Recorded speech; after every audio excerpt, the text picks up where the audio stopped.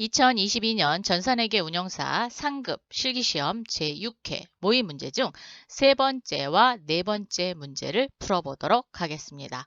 여러분 준비되셨나요? 출발해 보겠습니다. 교재는 185페이지 세 번째 문제가 되겠습니다. 다음 기말 12월 31일 결산 정리사항을 회계 처리하고 마감하시오. 자, 결산 정리 붕괴 문제는 총 5문제가 출제가 되는데 그 중에 일반 전표 입력에 직접 입력하는 수동 결산이 2문제, 결산 자료 입력에 데이터를 입력해서 전표 추가하는 문제가 자동 결산인 3문제 이렇게 출제가 되고 있죠. 자, 그래서 첫 번째 수동 결산을 먼저 입력하고 자동 결산은 순서대로 입력하신 후 전표 추가하는 거 잊지 않으시면 되겠습니다. 자, 첫 번째, 5월 1일 지급한 보험료의 미경과분 50만 원을 계상하다. 자, 5월 1일 날 보험을 들었나 봐요. 그랬는데 1년치를 들다 보니까 올해 부분이 있지만 내년도 부분도 있죠. 그래서 내년도 부분은 기간이 경과되지 않아서 자산 처리합니다. 비용을 자산 처리하는 계정 과목은 선급 비용입니다. 그래서 차변의 선급 비용, 대변의 보험료 이렇게 정리 한번 해볼게요. 자, 일반 전표에 입력해 오셔서 5월 1일자 전표 한번 열어보겠습니다. 정말로 보험료라고 되어 있네요. 1년 지분. 그죠? 이 중에 50만 원이 경과되지 않았답니다. 자, 12월 31일 차변에 선급 비용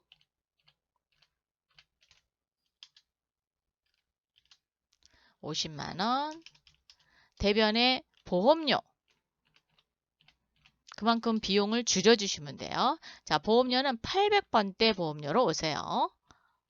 아, 이거 계정 과목 코드도 잘못 입력하면 여러분 틀린 문제가 됩니다. 그렇기 때문에 계정 과목도 바르게 입력하셔야 돼요. 그래서 800번대 경비로 오시면 되겠습니다. 차변의 선급비용, 대변의 보험료 50만 원씩 계상했습니다. 두 번째, 단기 대여금에 대한 이자 미수액. 미수액이라는 건 이자를 올해 받았어야 되는데 아직 받지 못했답니다. 그러면 일단 수익은 발생을 시켜야 되죠. 아직 못 받았으니까 그렇죠. 미수 수익으로 잡으시면 되겠습니다. 자, 12월 31일 차변에 아직 받지 않은 수익이니까 미수 수익 금액은 15만 원.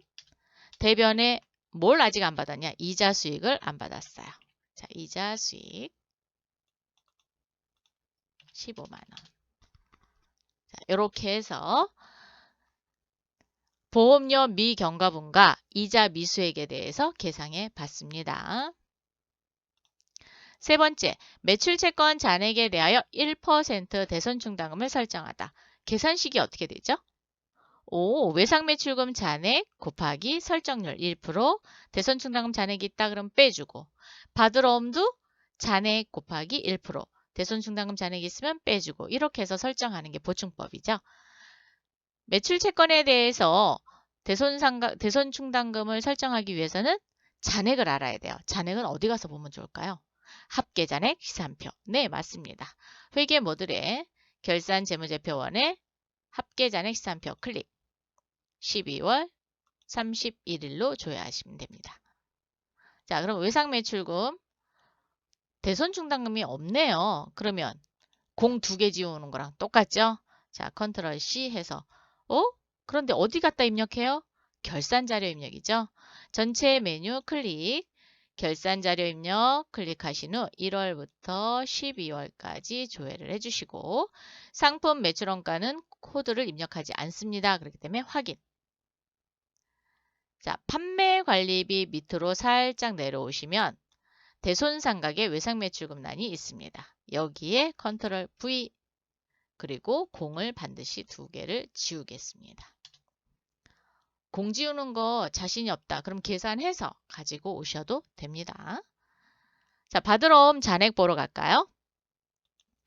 합계잔액 시산표 열으셔서 잔액은 1억 9천이네요. 자, 오른쪽 마우스 눌러서 계산기 곱하기 0.01 190만 원이죠. 결산자료 입력에 받으러 온 난입니다. 여러분 요거 엉뚱한 란에다 입력하시면 안 돼요. 자, 190만 원 이렇게 입력하셔도 됩니다. 계산을 해갖고 와서 입력을 하셔도 되고 아니면 복사해서 공두개 지워도 됩니다. 대신 대손충당금이 있으면 계산하셔야 돼요. 자, 그러면 계산기는 닫고 이번에는 모든 비유동자산에 대해서 감가상각비를 계산하다. 고정자산 등록 메뉴에 입력되어 있는 모든 유형자산과 무형자산에 대해서 감가상각비를 한눈에 볼 수 있는 곳이 있었어요. 전체 메뉴에 고정자산 등록 원가 경비별 감가상각 명세서입니다. 유형자산 총괄로 오시고요. 엔터 엔터. 자, 건물, 차량 운반구, 비품이 있네요. 이 중에 어떤 금액을 갖다 써야 되느냐? 단기상각비입니다. 이 금액을 쓰시면 되겠습니다. 자, 그러면 건물에 500만 원을 컨트롤 C 하시고 결산자료 입력. 조금 전에 우리 대손상각 입력했었죠? 대손충당금. 그 위에 있는 감가상각비 란에 건물 란에다 입력하셔야 됩니다. 이 란이 아니고 다른 란에다 입력을 하시면 틀리게 됩니다. 그래서 반드시 대손상각 위에 있는 감가상각비 계정에다 넣으시면 됩니다. 이번에는 차량 운반구 한번 가볼까요? 원가 경비별 감가상각 명세서 다시 클릭하셔서 차량 운반구에 116만 5,083원입니다. 컨트롤 C 결산자료 입력에 오셔서 차량 운반구 란에 컨트롤 V 이런 경우에는 이렇게 83원을 놓칠 수가 있어요. 그렇기 때문에 복사해서 갖다가 붙여넣기 하시는 게 가장 유리합니다. 이번엔 비품 보겠습니다. 비품은 124만 원 컨트롤 C 결산자료 입력 오셔서 컨트롤 V 이렇게 하시면 충분히 입력하실 수 있죠. 그리고 나서 모든 비유동자산이니까 그렇죠. 무형자산이 있는지 또 봐야 되겠죠. 원가경비별 감가상각 명세서 오셔서 무형자산 총괄에 오셔서 조회 버튼 한번 눌러주십시오. 아니면 그냥 마구 엔터 하셔도 되고요. 그래서 없는 거를 꼭 확인하시기 바랍니다. 자, 5번째.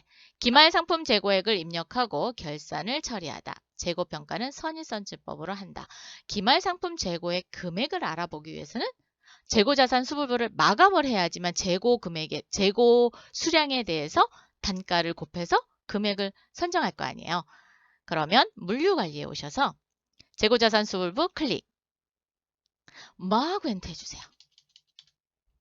그래야 우리 회사에 가지고 있는 품목 다 나옵니다. 내가 선택하셔도 돼요. 품목을 첫 번째 클릭하고 끝에 클릭해서 선택하셔도 되는데 그렇게 하다 보면 또 놓치는 경우가 있으니까 그냥 마구 엔터 하세요. 예. 그럼 1년치 재고자산 수불부가 다 기록이 됩니다. 기능모음을 열으셔서 평가 방법, 자, 선의선출법입니다. 확인하셨죠? 마감은 일괄 마감으로 하겠습니다. 일괄 마감 확인. 그러면 전부 다 마감이 됐고요. 가스레인지와 오디오는 거래량이 없어요. 그래서 무라고 표현이 됩니다. 자, 되셨나요? 물류관리에 이제 재고자산 수부부에서 마감된 재고 금액만 한눈에 볼 수 있는 곳이 재고자산 명세서죠. 재고자산 명세서는 12월 달, 즉 마감이 되어 있는 달만 보입니다. 그래서 12월로 조회를 하시고 엔터 엔터 가습기, 토스터기 선의선출법이기 때문에 먼저 들어온 상품을 먼저 내보내고 계속 재고가 쌓이는 거죠. 그래서 가습기가 하나의 단가로 되어 있지는 않습니다. 그래서 여러 개의 단가를 한꺼번에 계산해서 기말 재고액이 1억 7,980만 원이 됩니다. 자, 그러면 이 금액이 그렇죠. 기말 상품 재고액이 됩니다. 컨트롤 C. 결산자료 입력에 오셔서 맨 위로 올리신 후 기말 상품 재고액에다가 컨트롤 V. 그러면 상품 매출원가는 109만 7,300원이 되겠습니다. 자, 결산자료 입력 다 했습니다. 그러면 반드시 전표 추가 확인. 일반 전표 입력 12월 30일을 와서 조회 버튼 눌러서 상품 매출원가가 제대로 들어왔는지 감가상각비, 대손상각비 들어왔는지 꼭꼭꼭 여기서 꼭꼭꼭 확인하셔야 돼요. 채점 대상은 어디다? 일반 전표 입력에서 채점 대상이 됩니다. 그래서 결산자료 입력 다 입력해놓고 전표 추가 안 하면 4, 12. 12점이 그냥 후두둑 하고 날아가요. 그렇기 때문에 조심하시기 바랍니다. 네 번째, 장부 조회 문제가 되겠습니다. 다음 사항을 조회하여 번호 순서대로 단답형 답안에 등록하시오. 시험 보실 때 단답형 답안을 등록하는 그 단추가 있어요. 그거 클릭하셔가지고 그 안에다가 숫자로만 기록한다라는 거. 그리고 컴마, 뭐 원표시, 한글 이런 거 안 돼요. 그렇기 때문에 반드시 숫자로만. 소수점은 가능하고 마이너스 부호인 경우는 마이너스 가능합니다. 그래서 그걸 제외하고는 모두 다 뭘로 한다? 숫자로만 표현한다. 첫 번째 문제, 1월 1일부터 4월 30일까지 현금 지출액은 얼마입니까? 라고 물어봤어요. 현금의 지출액을 알아보는 건 현금 출납장을 보셔도 되고요. 합계잔액산표를 보셔도 되고요. 뭐 여러 가지를 보셔도 됩니다. 자, 저는 합계잔액산표를 보도록 하겠습니다. 전체 메뉴에 회계 모듈로 오시고요. 전표, 입력 장부, 합계잔액산표 클릭. 4월 30 현금의 지출 금액을 물어봤으니까 대변 금액인 2억 2,487만 4천 원이 지급액이 되겠습니다. 요 금액입니다. 요 금액. 그럼 현금이 들어온 금액은 차변 금액입니다. 2억 7,733만 5천 원이 들어와서 잔액은 5,246만 1천 원이 됐습니다. 그래서 대변 금액이 지출액이다. 현금 출납장 한번 열어볼까요? 정말 같은지? 현금 출납장. 1월 1일부터 4월 30일까지 하시면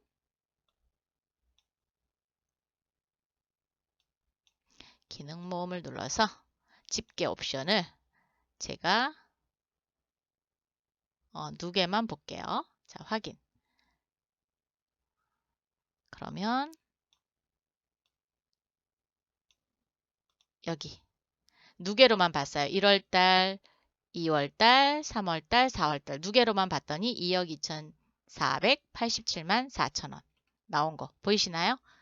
자, 이렇게 해서 합계잔액시산표를 보셔도 되고 현금 출납장을 보셔도 됩니다. 두 번째, 1월 1일부터 5월 30일까지 태평유통의 외상매입금 발생 총액은 얼마입니까? 즉, 외상매입금으로 물건을 사온 금액이 얼마냐라는 거예요. 그러면 차변 금액을 봐야 될까요? 대변 금액을 봐야 될까요? 대변 금액. 왜? 부채니까 자기 변이 대변이죠. 그래서 대변에서 발생이 됩니다. 거래처 원장 오세요. 전체 메뉴에 전표 입력 장부 거래처 원장 1월 1일부터 5월 30까지입니다. 31일까지 하시면 안 돼요. 자, 계정 과목은 외상 매입금이죠. 외상 매입금. 그리고 저는 그냥 엔터 해서 태평유통에 커저를 갖다 놓을게요. 되셨습니까? 태평유통의 대변 금액, 총 발생한 금액을 물어봤으니까 3,057만 5천 원이 되네요. 다행히 차변 금액이 없어서 여러분이 뭐 다른 금액을 입력하지는 않겠지만 어쨌든 발생된 건 대변. 그러면 상환한 거는 차변 금액이 되죠. 그래서 상환했을 때는 차변, 지급했을 때는 발생됐을 때는 대변 금액을 확인한다라는 거. 세 번째, 1월 1일부터 6월 30일까지 보통예금 입금 총액은 얼마인가 라고 물어봤어요. 1월 1일부터 보기 때문에 합계잔액시산표를 봐도 됩니다. 아니면 뭐 월계표, 1일 월계표, 아니면 계정별 원장, 뭐 여러 개 다 열으셔도 돼요. 저는 합계잔액시산표로 볼게요. 자, 전체 메뉴에 합계잔액시산표 6월 30입니다. 6월 30으로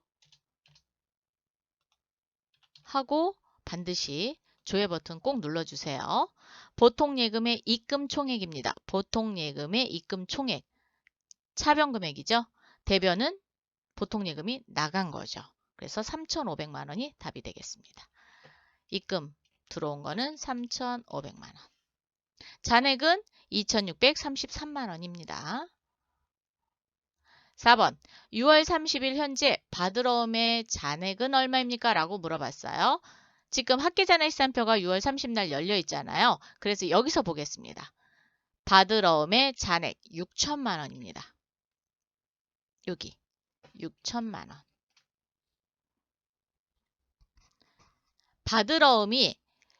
받으러움을 받은 것, 즉 현재 우리가 보관하고 있는 어음의 총계는 1억 5,500이고요.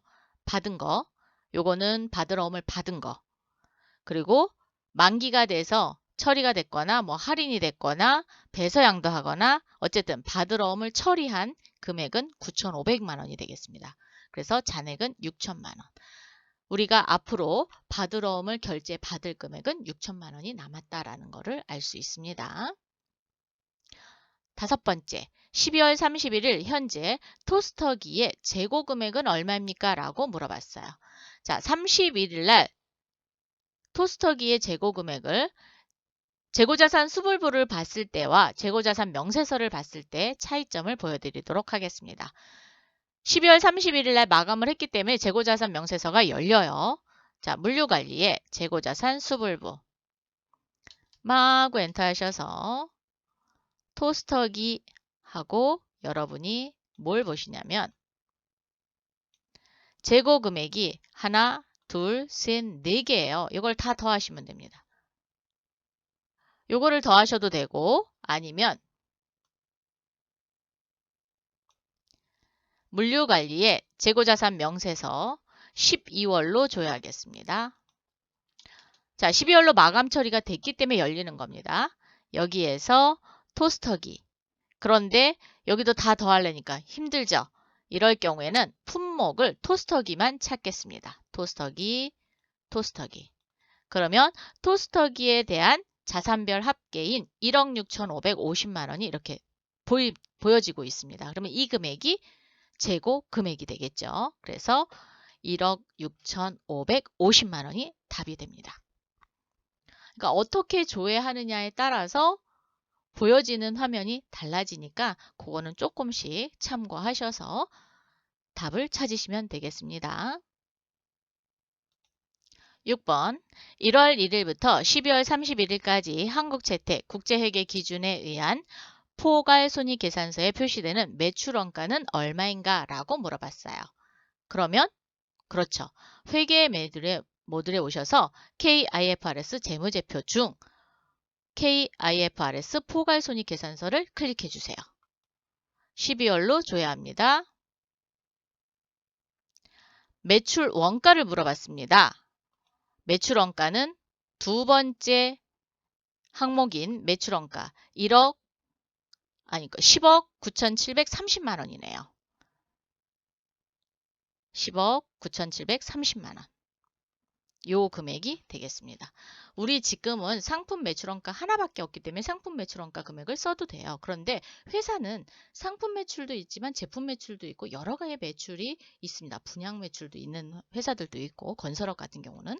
그렇기 때문에 매출원가를 물어봤으면 두 번째 항목인 매출원가 총금액을 기록하시면 되겠습니다. 일곱 번째, 12월 31일 한국 채택 국제회계 기준 KIFRS에 의한 재무상태표에 표시되는 유동부채 중 매입 채무의 금액은 얼마입니까? 라고 물어봤어요. 그런데 여러분 재무상태표를 우리가 지금 열잖아요. 그러면 에러 메시지가 뜰 거예요. 왜? 우리는 마감 처리를 안 했거든요. 제가 아까 결산해서 하고 그냥 전표 추가하고 끝냈어요. 그렇기 때문에 에러 메시지가 뜰 거예요. 한번 보실까요?